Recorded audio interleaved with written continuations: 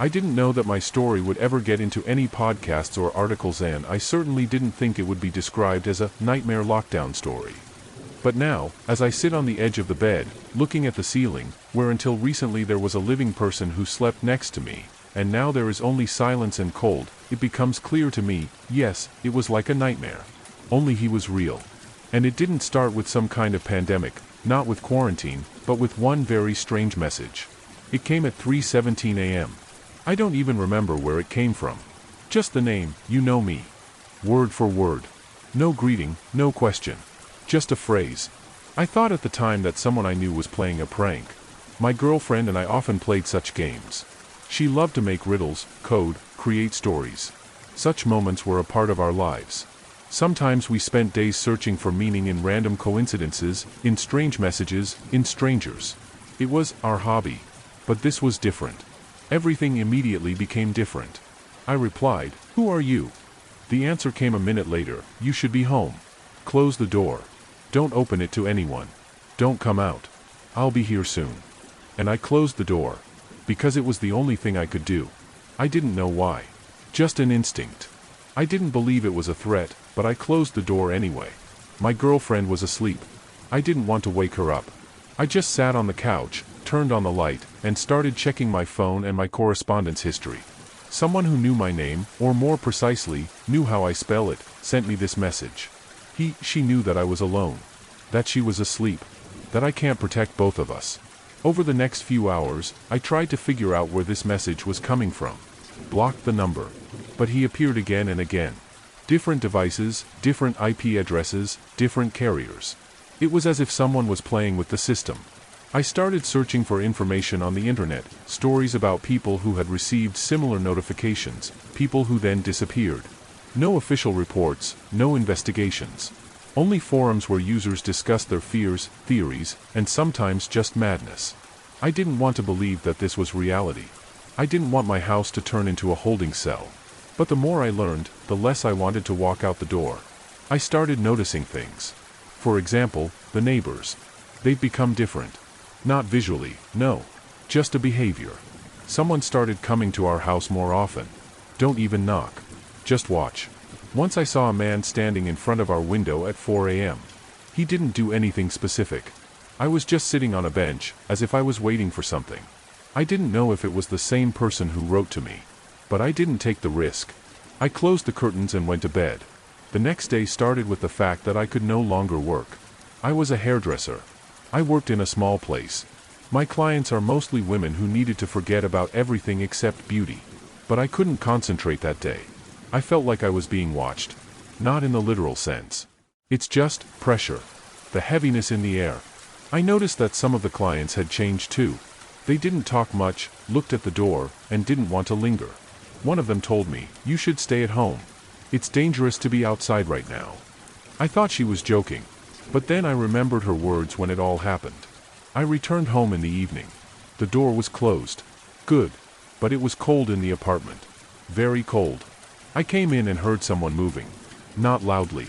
It's just, there's someone. I didn't call the girl. I went to the room where she was sleeping. The door was ajar. The light bulb on the bedside table was on. She always slept with her. But now she was gone. I went in. It was cold on the bed. The bed hadn't been touched. I looked around. Her bag was lying on the floor in the corner of the room. The one she took with her to work. Her keys, phone, wallet, everything was inside. But she was gone. I started looking. Everywhere. In the bathroom, in the dressing room, in the pantry. Nothing. I turned on the light in the hallway, looked through every crack. Empty. I do not know how long it took before I realized that she was gone. She just disappeared. Without a trace. Without explanation. No warnings. Then I heard a voice.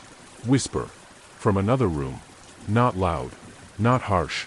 Just a presence. I went to the door. He opened it slowly. There was no one in the room. But there was something white lying on the floor, right against the wall. I picked it up. It was a handkerchief. Her handkerchief. The one she wore every day. He was wet. It was as if he had just been soaked in water.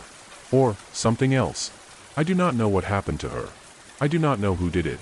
But I know that it all started with this message. And I can't leave the house. I can't find any help. All phones are silent. The internet stopped working. I'm left alone. And every day, every hour, I hear her voice. Not in my head. In reality. Somewhere behind the wall. Somewhere behind the door. She's calling me. But I can't answer her. Because if I get out, I might never come back. I couldn't just sit and wait. I started checking all possible exits, but the house was old, the ventilation shafts were clogged with dust, the attic was locked, the windows in the lower floors were latticed, and those above were too high to descend. Even if I tried, I would have fallen. There was no other way to get out. However, I wasn't going to stay here forever. Not without answers. Not without her. I started looking around the apartment, as if she could give me a clue. Every object, every note, every sound, it was all part of some kind of game, and I had to understand the rules. I found another thing in her room, a small notebook, the one she always took with her. There were strange notes inside, phrases, numbers, addresses. There were also names. I recognized some of them, neighbors, colleagues, people we saw in the park. But most of the names were unfamiliar to me. One sheet looked particularly strange. It was written by someone else, in a hand that was neat but with sharp movements. There were words, follow her. She knows. She knows everything. Who is it? What does it mean? And why didn't she tell me about it? I had to start over. Since the days when it all started. When I first noticed that something was wrong. Maybe then I could have prevented it. To begin with, I've been noticing lately that she's become weird. Not in the sense of mental illness or anything like that. Just behavior. She started checking the door more often, spending more time alone. Sometimes she said she could hear voices. I thought it was stressful at the time. Work, pressure, fatigue. But now I'm starting to realize that maybe she knew something that I didn't. One evening, she brought home a black suitcase. I didn't ask what was inside. It wasn't her style. She used to talk about everything. But then she was silent. The suitcase was in the corner, as if it was waiting for someone. One more thing, a few weeks ago, she disappeared for a whole day. I came home and she wasn't there. I thought she went to the store, to a friend's house, or to work. But then I found her note. She wrote, I'm sorry, I had to do this. It is important. Please don't worry. I'll be back. I didn't understand what she meant at the time. Now it seems to me that this was the beginning. I started searching the internet. A search based on the words I could find in her notes. I typed in terrorist groups, warnings, notes, missing people. But nothing concrete. Just the stories of people who disappeared, and no one ever found them. Then I came across an article about a group of people who have disappeared for several months. They all lived in different cities, but they were all connected through some kind of social media, through mutual acquaintances. No cases have been officially registered. It's like they've just been erased. That became a point for me. I started to connect the events. Her disappearance, my messages, what's happening now, it's part of something bigger. And I can't just sit here and wait. I decided to start with the simplest thing, the search for her tracks. I searched the whole apartment. I found some blood on the bathroom floor. Not much. But it's enough to know that someone has been injured. I checked the mirror and there were scratches. Someone tried to smash it. I found a bottle of vodka in the fridge, almost completely drunk. There is a saucer with leftovers on the table. She was eating, but she wasn't done. It was as if she had been interrupted. I went into the hallway and checked the mailbox. There was a letter there. It was in my name. Printed, not electronic. The sender's address has been closed. There's only one sentence inside, don't look for her. This is the end. I clutched the letter in my hand. My heart was beating like crazy. I didn't know what to do. But I couldn't just sit here. I decided to go downstairs. Down the stairs. Down to the neighbors. Maybe they know something. Maybe they also received such letters. Maybe they lost someone too. The door of the first floor was closed. I knocked. No one answered. I knocked again. Nobody. I moved on. There was no one in the second entrance either. People have disappeared. Their apartments were locked, but everything was in place inside. It was as if they had just left and weren't going to come back. I couldn't believe it. But I felt it was true. That I'm not the first one to find myself in this situation. I returned home. It's already night. The air in the apartment was getting thick. Cold. I didn't want to stay here. But I couldn't leave. I couldn't leave her. And then I heard her voice. He was quiet. Gentle. An acquaintance. I'm sorry. I froze. The voice was coming from her room. From under the door. I didn't want that. I didn't know you were coming. I'm sorry. I took a step towards the door. My heart was beating so loudly that I could barely hear anything around me. I opened the door. The room was dark. Only the moonlight shone through the curtains. There was a body on the bed. She was wearing the same shirt she'd worn this morning. The face is white. The eyes are closed. I came closer. Her face was calm. It was as if she had just fallen asleep. I'm sorry, I whispered. I put my hand on her chest. Nothing. No breathing. I do not know what happened. I don't know who did it. I don't know where the others have gone. But I know that this is just the beginning. And I have to figure out what's going on. I was sitting on the floor next to her body. He was silent. I couldn't cry, couldn't think, couldn't react to anything. I just stared at her, as if she was about to open her eyes and say that it had been some kind of terrible dream. But no. She lay motionless. It's cold. My head was buzzing. I was trying to figure out who, why, how, and most importantly, where did everyone go? I needed to get out. It was necessary to find answers, even if they were scary. I got up and gathered some things, documents, some food, water, keys. The door was locked, but I knew the code. He still remembered. The weather outside was gloomy. Clouds covered the sky. The street was empty. No cars, no people. Just dead silence. I went. Slowly at first, then faster. With every step I took, I felt that something was wrong. Not only because everything was abandoned. It's just the feeling of being watched. Not people. Just a presence. When I came to the first intersection, I noticed that the streets looked different. It seemed as if they had been rebuilt. The signs were different. The names of the houses are distorted. Even the landmarks that I knew by heart were now unfamiliar. It was weird. But I didn't stop to think. I kept walking. There was a car parked on the corner. Dark, old, and covered in dust. The door was open. There was no one inside. There was a note on the seat. I took it. The same words were written on the paper as in the letter from the mailbox. No need to look for her. This is the end. I threw the note back. Then I walked through the park. It used to be a living place. People were walking, children were playing, dogs were running. Now it's empty. Not a single trace of life. The foliage was covered with a gray coating. The birds were not singing. There was a fountain in the center of the park. It hasn't worked for a long time, but now I noticed that there is something in it. Not water. Black lumps. They were swimming, moving. Not in a wave, but chaotically. I came closer. One of them hit the edge. It was soft, moist. It looks like hair. I moved away. My heart was pounding. Then I entered the nearest house. It was abandoned. The doors were open. I went up to the second floor. The apartments were dark. Dust covered the furniture. In one of the rooms, I found the bathroom door open. There's blood inside. Not much, but enough. There was also a suitcase. The one she brought. I opened it. There were some clothes inside, some notes, some photos. One of them is ours. We are together. Her face was calm, smiling.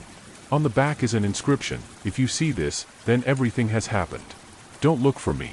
This won't end well for you. I couldn't take it anymore. I went outside. He walked on. There were no police or emergency services in the city. Not a single light. All the windows were dark. And then I heard a voice. Not hers. The man's voice. He spoke softly, but I could hear every word. He's coming. I froze. He knows you're here. He'll be waiting. Where? From where? I looked around. No one. Only trees, houses, empty streets. Be careful. He's not like us. What does it mean? Him. Who? I started running. I ran until my legs wouldn't work. I didn't know where to go. I just wanted to leave. Get away from this place. From this silence. From those voices. I stopped by an old store. The showcase is broken. There's nothing inside. Just dust and cobwebs. I went in. There are piles of papers on the floor. I started flipping through it. Old newspapers. Articles about missing people. Some of them are familiar faces. An article with the headline, 7 missing in a month. The police do not explain the reasons. Another, a young woman disappeared after a night out. There are no suspects. Another one, the couple disappeared on New Year's Eve. The neighbors didn't hear anything. All these stories. All of them. And they are all my acquaintances. My friends. My neighbors. I couldn't watch anymore. I went out. The night was already deep. The moon disappeared behind the clouds. The air became colder. And then I saw him. Human. Standing on the other side of the street. He didn't move. I was just watching. I couldn't see his face. The light from the lantern did not reach him. He stood there as if waiting. I took a step back. He took a step forward. I ran. I ran until I lost my strength. Until he fell. Until it got dark. And then I woke up. On the bed. In my room. Sunlight filtered through the curtains. I thought it was a dream. Nightmare. It's just a nightmare. But when I got up, I saw her. She was lying next to me. She's alive. Come. I couldn't believe it. Hi, she whispered. You were... I know, she said. It was a warning dream. He's showing you what can be. What happens if you don't stop looking? Who is he? I asked. She didn't answer. She just looked at me. Go to bed, she said. We have an important day today. I closed my eyes. But even in my dreams, I couldn't forget what I saw that I woke up in my bed. She was lying next to me as if nothing had happened. Her face was calm, smiling. I couldn't figure out if it was a dream or reality. I still felt the cold that hadn't let go of me overnight. And that voice, it was still sounding somewhere inside. Hi, she whispered. You were... I began, but the words stuck in my throat. She nodded. I know. She spoke as if it was a common occurrence. It was like I woke up every day after a nightmare and she always knew about it. But I felt like it was more than just a dream. It was a warning. She sat up in bed, stretched, and sighed. You have to stop this. What? I asked. To seek the truth? Understand what's going on? Yes, she said. This is not a game. This is not a story. This is not a movie. This is life. And life is what you choose. You can live here. With us. No questions asked. Without fear. Or you can keep looking. But then you won't be a part of this world anymore. I wanted to ask her what she meant. What does it mean to not be a part of this world? But I didn't say a word. He just sat there in silence, looking at her. She got up, put on a bathrobe, and went to the bathroom. I heard water. Then silence. Suddenly, the phone rang. Not mine. Hers. I left the room and found her in the hallway. She was looking at the screen, her face was white. What happened? I asked. She didn't answer. I just put the phone back in my pocket. Come on, she said. We need to leave. Immediately. Where to? It doesn't matter where. The main thing is to leave. I didn't ask any more questions. I just packed my things, got dressed, and followed her. We went outside. It was a cloudy day. No one on the streets. Only the birds that screamed in the distance. We walked for a long time. Silently. She didn't explain to me why we were leaving. Why can't you stay? Then we reached the old house. The one where I found the notes where the people disappeared. It was closed. The door is locked. Do you know what's in there? I asked. Yes, she said. This is the end. She knocked. No one answered. But the door opened on its own. It was dark inside. Dust covered the floor. The air was thick. Why are we here? I asked. She didn't answer. I just went inside. I followed her. There was a table in the corner. There are photos on it. My. Her. Our. All of them have been done before. Why do you keep them? I asked. Because you have to remember, she said. You have to remember who you were. Before you become someone else. By whom? You don't want to know, she said. And I don't want to either. But if you keep going, you'll find out. She picked up one of the photographs. A smile on my face. A smile I've long since forgotten. You have to choose, she said. Stay here. Or leave. But choose the right one. And if I don't want either? Then you'll leave on your own, she said. Like everyone else. With that, she left. She left me alone. I was standing in the house, among the photographs, among the dust, among the silence.